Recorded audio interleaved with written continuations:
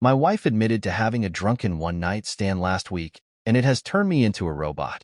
Advice. I, 32M, have been married to my wife Kate, 30F, for 4 years, together for 9. Our relationship has been amazing, loving, and supportive. We have good communication, hardly ever argue, and our bedroom life has gone from strength to strength over the years. We discussed cheating in the past, and I was always clear that we would be over if it ever happened.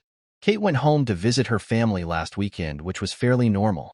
Before she left on the Friday night, we had a minor argument about keeping the house tidy, so our communication was limited on Saturday, but I knew she was going out to meet some friends at a bar.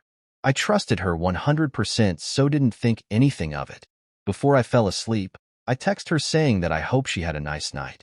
When I woke up on Sunday morning, I had a missed call from Kate at 4 a.m., so I immediately called her to check if she was okay, but no answer. After a few hours, I tried again a few times, but still no answer. Around an hour later, I got a message saying she was fine and was driving back soon. Kate got home late afternoon and looked awful. She had clearly been crying, was not wearing any makeup, unusual for her, and looked like a shell of a person. I knew right away something was wrong, but she wouldn't let me hug her and would barely speak. I sat her down on the couch and made her some tea. I gently encouraged her to tell me what was wrong, and she burst into uncontrollable tears for at least 10 minutes while I was trying to comfort her. She then proceeded to tell me, stopping every few words, that she had slept with someone last night after the bar. At that moment, something in my brain broke. I can't describe it any other way. I immediately got up and jumped in my car and drove off. I went to a park and walked around it for about an hour. Kate was calling my phone constantly, and I turned it off. When I got home, I grabbed 2 suitcases from the garage and went to our bedroom. I threw some of Kate's clothes and shoes into them and left them by the front door. Kate was lying on the floor in the living room, curled up into a ball sobbing.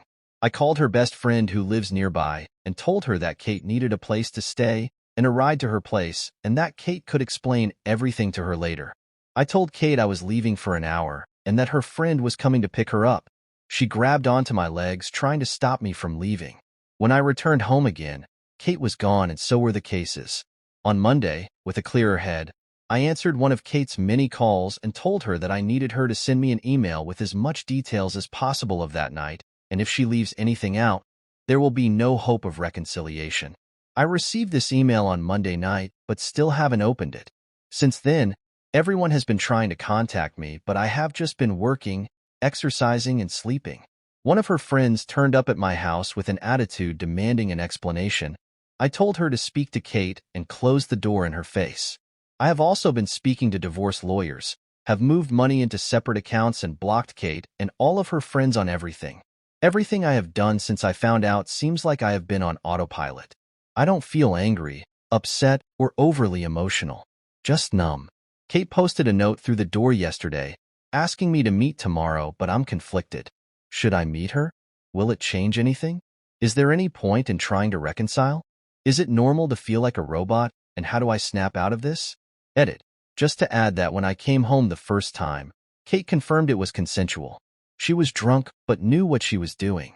I have heard Robin a few times, but never while I was sitting listening to the lyrics. I've heard multiple people talk about how amazing it is, and holy shit, y'all, I get IT now. I'm absolutely sobbing. Maybe it's because my little boy just came into my office, dressed in a Mr. Incredible costume, beaming about a lightsaber with 5 different attachments on it.